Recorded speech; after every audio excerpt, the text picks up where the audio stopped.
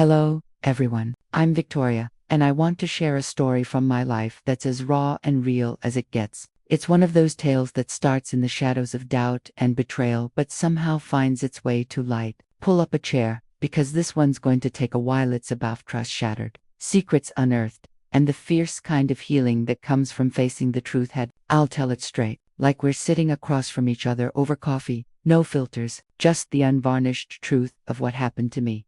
It all began on a crisp autumn morning in the quiet suburbs of Portland, Oregon, where the rain-slicked streets and towering evergreen trees always seemed to whisper promises of renewal and quiet stability. I was 42 years old at the time, married for a solid 15 years to Ethan Hay, a highly respected obstetrician-gynecologist who ran his own bustling women's health clinic right in the heart of downtown. From the outside, our life looked like the kind of picture-perfect existence that people envy, a charming craftsman-style home with a meticulously tended garden that I poured my heart into every spring, weekend hikes through the misty forests of the Columbia River Gorge, and elegant dinner parties with Ethan's colleagues from the medical world, where laughter flowed as freely as the wine. We had built what felt like a rock-solid partnership, or so I thought. Years of shared dreams, inside jokes, and the comfort of routine that comes from knowing someone inside out.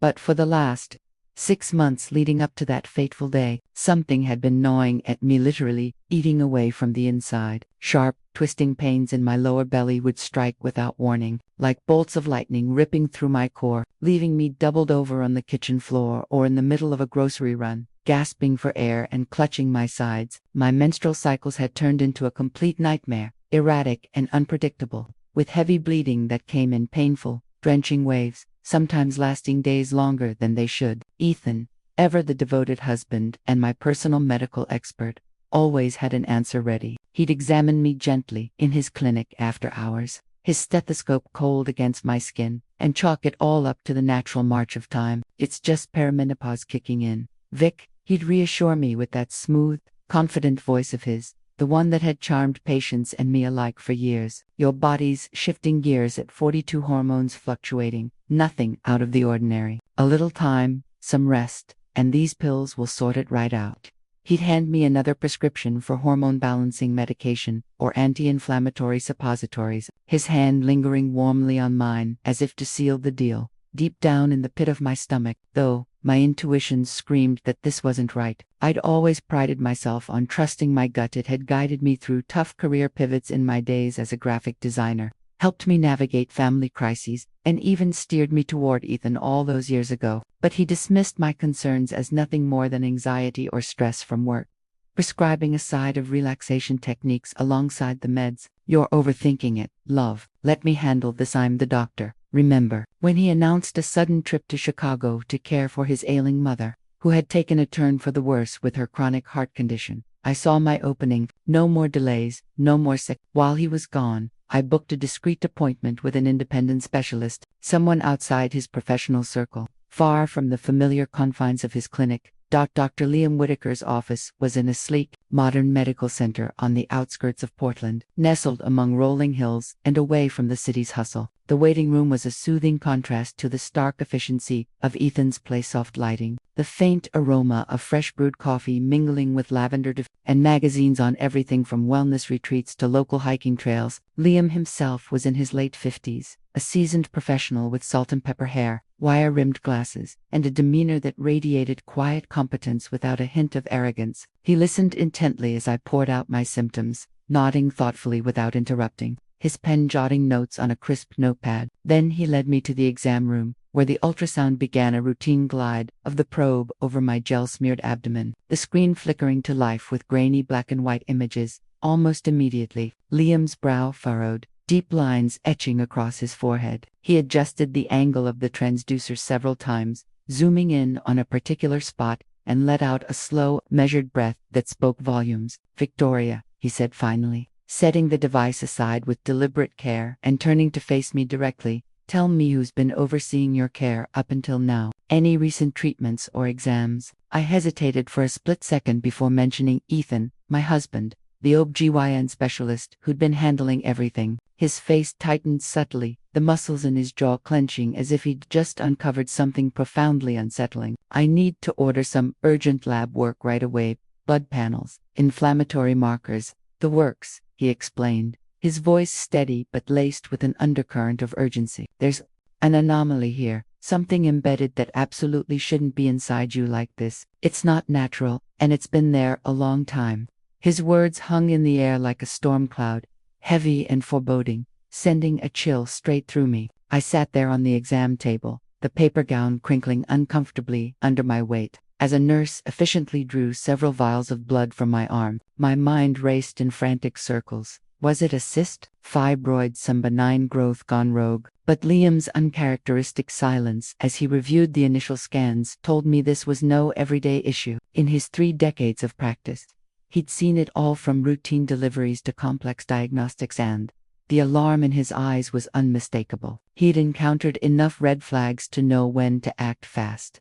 The lab results came back quicker than I'd expected, within the hour, courtesy of the clinic's on-site processing. Inflammatory markers skyrocketing, white blood cell counts elevated, signs of chronic low-grade infection that had been simmering for years. Liam ushered me into his private office, a cozy space lined with potted ferns that thrived under grow lights, walls adorned with framed awards from medical conferences, and a photo of him with his hiking group in the Cascades. He pulled up the ultrasound images on his computer screen, pointing to a shadowy, irregular mass nestled deep within the uterine wall. This isn't just inflammation or a simple polyp, he explained, his tone grave as he traced the outline with his cursor. It's an intrauterine device, an outdated model, resembling the old Dalkin shield from the 1970s. These were banned over 40 years ago, because they caused severe infections, perforations, and even links to cervical and uterine cancers due to their faulty design. Victoria, this thing has been embedded in your tissue for at least 8 years, maybe longer. The scarring around it is extensive. It's become part of the wall,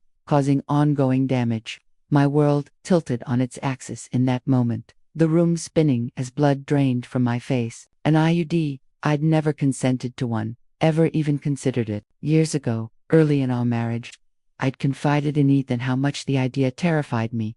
Too invasive. Too many horror stories of complications. A foreign object lodged inside me for years. He knew that intimately. We'd discussed contraception options at length, opting instead for other methods. No records of insertion in your history, Liam confirmed.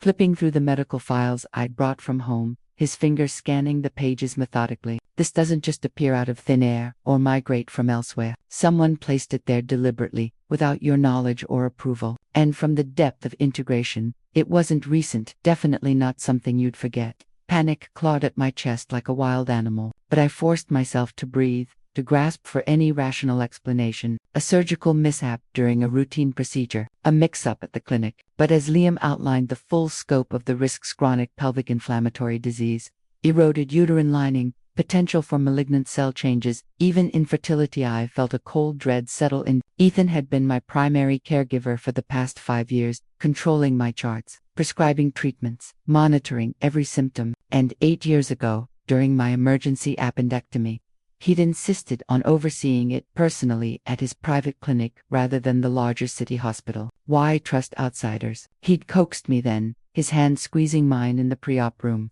I'll be right there, every step. It'll be quick and safe. General anesthesia had blurred the edges of that day I'd gone under for the appendix removal and woken up groggy, sore in my abdomen, but with no mention of additional procedures. Now, staring at that damning image on the screen, the timeline aligned too perfectly, the pieces slotting into a horrifying puzzle, poisonously, betrayingly wrong. Without hesitation, Liam referred me straight to Portland General Hospital for immediate surgical intervention. Don't put this off even a day, he urged, scribbling out the orders with a steady hand. The inflammation is advanced, and we need to extract it before it causes irreversible harm. And Victoria, one more thing, off the record for now. Given the circumstances how this ended up inside you without consent, you should consider involving law enforcement. This isn't just medical negligence. It could qualify as assault, bodily harm inflicted without permission. I've seen cases like this before, and they rarely resolve without accountability. The word assault echoed in my ears like a thunderclap as I numbly accepted the referral papers and made my way to the car, the relentless Portland rain pattering against the windshield like accusatory fingertips. Who on earth would do something like this to me, and for what reason? The drive home blurred into a haze of disbelief, my hands trembling on the steering wheel. The operating theater at Portland General was a stark contrast to the cozy clinic, a vast, brightly lit space, humming with the symphony of beeping monitors, worry machines, and the clipped voices of the surgical team masked and gowned in blue. Dr. Nathan Pierce, the lead surgeon, was a nonsense veteran in his early 60s, with steady hands honed from thousands of procedures and a reputation for unflinching precision in high-stakes cases. As he maneuvered the laparoscope through a small incision, probing the depths of my abdomen, he suddenly paused, his instruments hovering midair. The room fell into a tense hush, his assistants exchanging glances. "What in God's name is this?" he muttered under his breath, the words barely audible over the anesthesia monitors. The device was grotesquely fused into the uterine lining, its plastic frame rusted and encrusted with layers of scar tissue and inflammatory buildup, like a relic from a forgotten war. Necrotic patches, dead tissue radiated outward from its barbs, evidence of a slow-burning internal fire that had raged unchecked for years. "This is a Dalkin shield."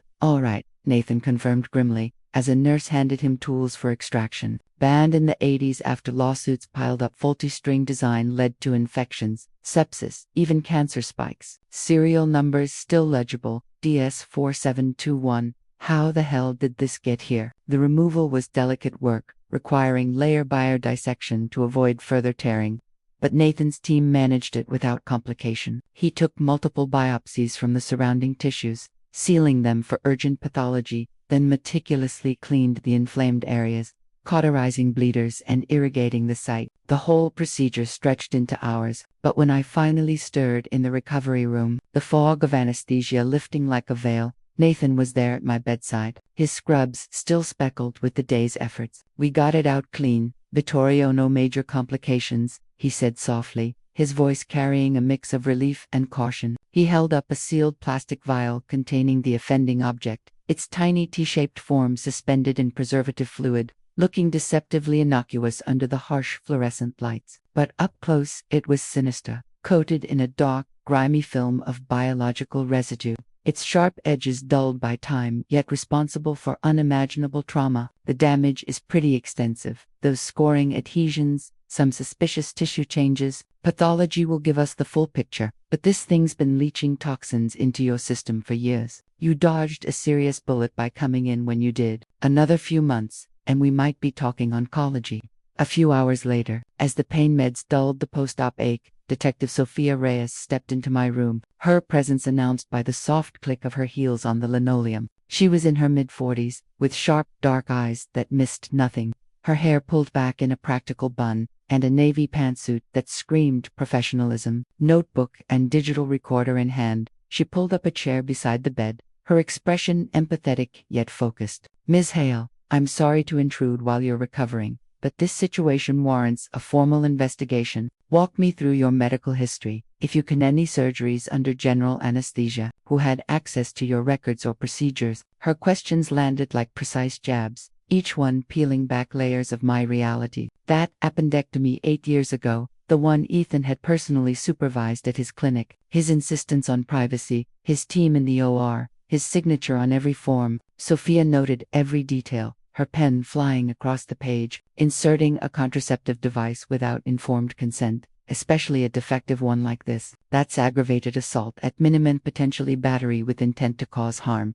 Given the known risks, we'll trace this serial number through national databases. If it's linked to your husband's practice, that'll be damning. She didn't have to wait long. Within the day, the IUD's serial DS4721 pinged back as officially disposed of as faulty at Ethan's clinic on the exact date of my appendectomy. The disposal log bore his signature, bold and unmistakable. My stomach plummeted into freefall. Ethan hadn't overlooked or misplaced it. He'd weaponized it, turning a routine surgery into an act of covert sabotage. Pathology reports trickled in over the next 48 hours, each one a gut punch. atypical cells proliferating around the extraction site, bordering on high-grade dysplasia stage 3 precancerous changes in the uterine lining. This is textbook fallout from prolonged exposure to the device's materials, Nathan explained during rounds, his face etched with concern. The Dalkin Shields filament was notorious for bacterial harboring and inflammatory responses. Left in that long, it's no surprise. Another year or two,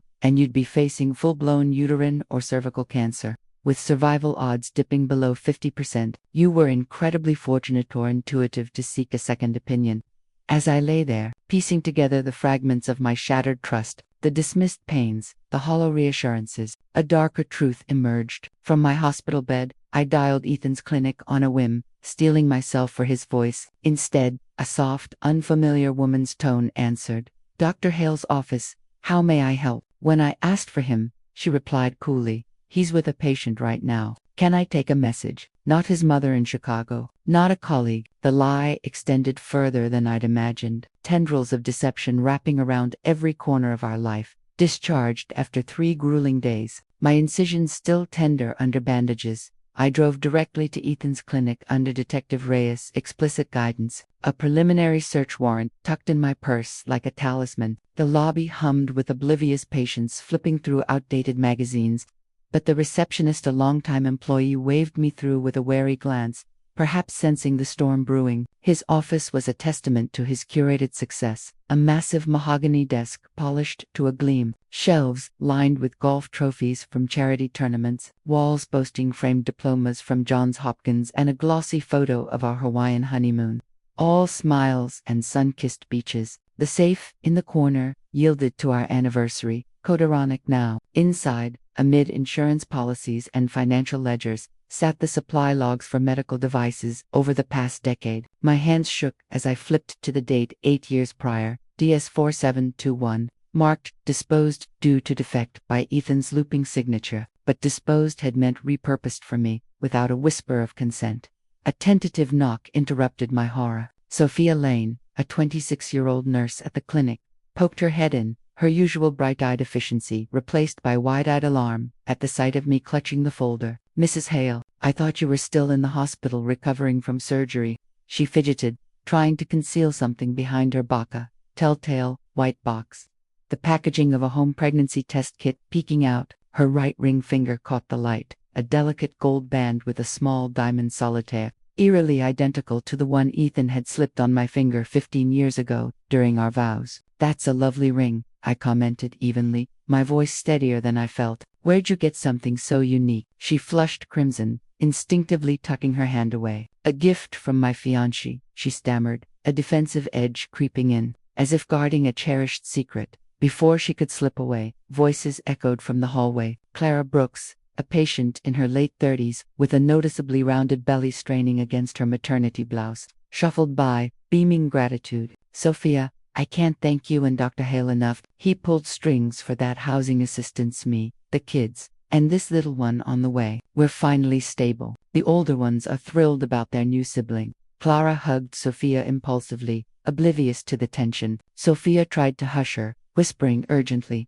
"Not here, Clara, later," but the words had landed like shrapnel. Ethan wasn't just unfaithful. He was playing secret benefactor, funding lives he'd created in the shadows while I suffered alone. I cornered Sophia in the corridor, the logbook heavy in my arms. "How many children does he have with you?" Her eyes darted, tears welling as denial crumbled. "2. Mia's 6, Ben's 4. He said you were infertile from some congenital issue, that doctors had warned against pregnancy for you. He promised a divorce, a real family. I didn't know he'd done this to you. The pain, the IU diet, was his idea." Her voice broke. The pregnancy test clutched like a lifeline. The security guard's phone buzzed near Bafta, no doubt, inbound and furious. I snapped quick photos of the incriminating pages with my phone, evidence Reyes would need, and bolted as his arrival loomed. In the car, heart pounding, I called the detective. The affair, the parallel family, the financial web. Motive, crystallized. Ethan craved freedom without forfeiting our shared assets,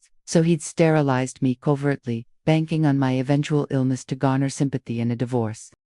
Our home, once a sanctuary, now felt like a mausoleum of illusions, every corner echoing with ghosts. Ethan's study computer, a sleek tower I'd never touched. Unlocked on the third try, his mother's birthday, the one person he'd always idolized. The desktop was meticulously organized. Folders for patient files, research articles from journals, conference photos, but one stood out.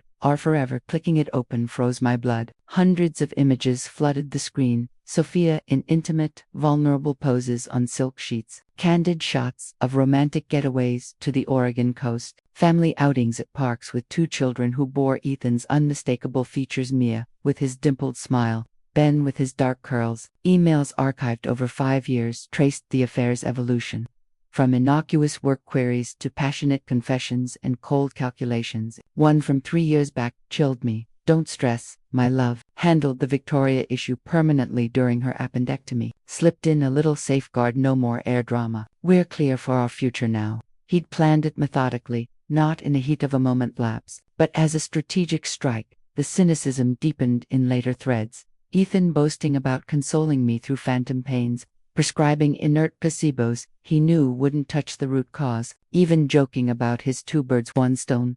Genius eliminating my fertility while building his dream family on the side. Another folder revealed scanned bank statements, monthly transfers of $6,000 to Sophia, labeled child support for Mia and Ben.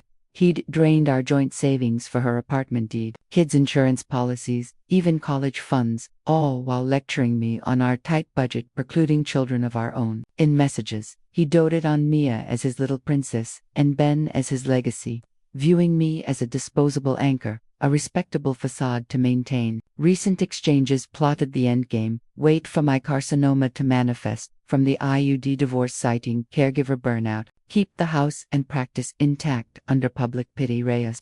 Call came as I copied files to a USB drive. Additional pathologies unconfirmed, stage 3.